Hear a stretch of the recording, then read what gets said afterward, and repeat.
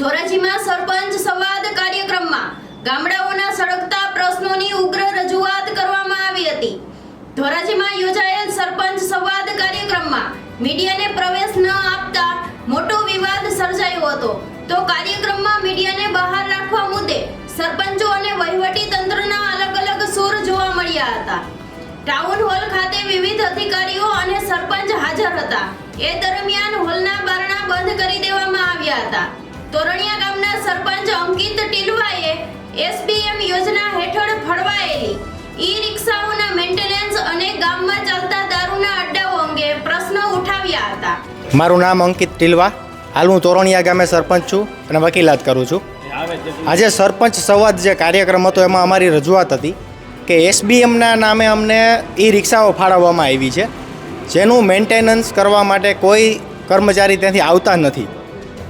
એ સિવાયના ઘણા બધા સરપંચોના મુદ્દા હતા કે દરેક ગામમાં બેફામ દારૂના આંટડાઓ ચાલે છે તથા ગ્રાન્ટ બાબતે વાલા દવલાની નીતિ રાખવામાં આવે છે। મારા ગામ તોરણિયાને છેલ્લા 3 વર્ષમાં વિવેકાધીન કે એક્ટિવિટીની ગ્રાન્ટ મળેલ નથી।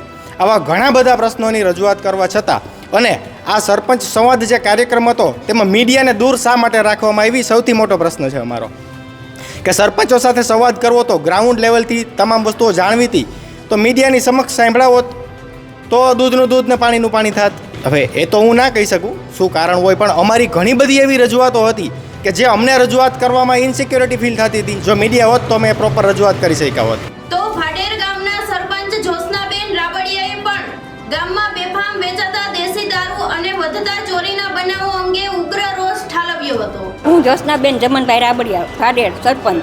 હા, દારૂમાં અમારા ગામમાં બેફામ વેચાણ દારૂ ગેરકાયદેસર અને ચોરી એટલી બને છે, સીમ ચોરી, ગામ ચોરી। હમણાં જો રામાપીરના મંદિરમાંથી ઘીના ડબરા વયા ગયા, રૂપિયાની પેટી વહી ગઈ અને સીમમાંથી અમારા બાજુમાં વાડી છે ને ત્યાંથી સાયકલ વહી ગઈ, પછી વાસણ વયા ગયા, ગામમાંથી વાસણ વયા ગયા।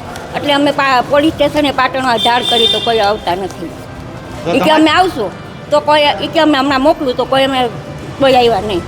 એને આ સાંભળો, અમે કીધું એ બીજું હું સાંભળું, દારૂનું જ બેફામ દારૂ વેચાય છે અમારા ગામમાં। એ કે અમે સોલ્વ કરશું પ્રશ્ન, બીજું શું કહે।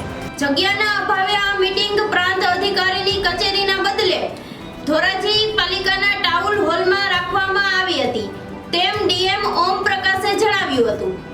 ગ્રાઉન્ડ લેવલની બાબતો જાણવા માટે મીડિયાને હાજર રાખવા જોઈતા હતા। મીડિયા હોત તો સાચી પરિસ્થિતિ સામે આવત તેવો સરપંચે મત વ્યક્ત કર્યો છે। મીડિયા ન હોવાથી રજૂઆત કરવામાં સરપંચો અસુરક્ષિતતા અનુભવતા હોવાની પણ વાત સામે આવી હતી। આજે ધોરાજી તાલુકાના તમામ સરપંચશ્રી સાથે એક સરપંચ સંવાદનો કાર્યક્રમ રાખવામાં આવ્યો હતો। ત્યાં સરકારના પણ તમામ ખાતાઓના ઉચ્ચ અધિકારીઓ હાજર રહ્યા, ડીડીઓ સાહેબ, એસપી સાહેબની કચેરી, એમડી પીજીવીસીએલ અને બાકી તમામ વિભાગના તમામ સિનિયર ઉચ્ચ અધિકારીઓ હાજર રહીને તમામ સરપંચશ્રીઓની જે ગામની રજૂઆતો છે આને સાંભળવામાં આવી છે અને આ ગામની રજૂઆતોને કેવી રીતે સત્વરે જિલ્લા લેવલથી જે પણ જિલ્લા લેવલથી પ્રશ્નોનું સોલ્યુશન થઈ શકે છે આનું કરવામાં આવે, આને માટે પ્રયત્ન કરવામાં આવશે। તમામ અધિકારીઓ દ્વારા પોતપોતાના વિભાગની જે પણ કમ્પ્લેન્સ એની આજે નોટ કરવામાં આવી છે અને અમે પ્રયત્ન કરીશું કે આ ઝડપથી આ પ્રશ્નનું નિરાકરણ કરાવીશું। ના, મીડિયાને દૂર રાખવાનું કોઈ કારણ નથી। આપણે જે મીટિંગ છે આ મીટિંગમાં મીડિયાને દરેક મીટિંગમાં એવું થાય છે મીડિયા વિઝ્યુઅલ્સ લે છે અને પછી અમે બાઇટ આપીએ છીએ। આ કાર્યક્રમ નથી, આ એક મીટિંગ છે અને મીટિંગના ભાગરૂપે દરેક મીટિંગમાં એવું જ હોય છે કે મીડિયા વિઝ્યુઅલ્સ લઈને જાય છે ને પછી આપણે બાઇટ નહીં, એવું કંઈ નથી। આપણે જે પણ સરપંચોનું જે પણ પ્રશ્નો મળ્યા છે આ પણ ખરેખર દરેક સરપંચના પ્રશ્ન નોટ કરવામાં આવે છે અને આનું કેવી રીતે ઝડપથી નિરાકરણ કરી શકાય આની માટે દરેક મીટિંગ જે હોય છે આપને કદાચ કન્ફ્યુઝન હોય, પણ જેટલી પણ મીટિંગ થાય છે પ્રાંત અધિકારીની, આ મીટિંગ અમે નોર્મલી એસડીએમની ઓફિસમાં રાખીએ છીએ, પણ એસડીએમની ઓફિસમાં જગ્યાનો અભાવ હોવાને કારણે અહીંયા રાખ્યું છે। આ એક મીટિંગ છે, આ કાર્યક્રમ નથી।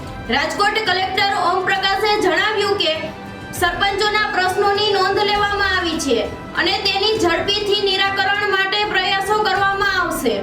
મીડિયાને કાર્યક્રમથી દૂર રાખવાના પ્રશ્ન પર આ કોઈ જાહેર કાર્યક્રમ નહોતો તેમ કલેક્ટરે જણાવ્યું હતું।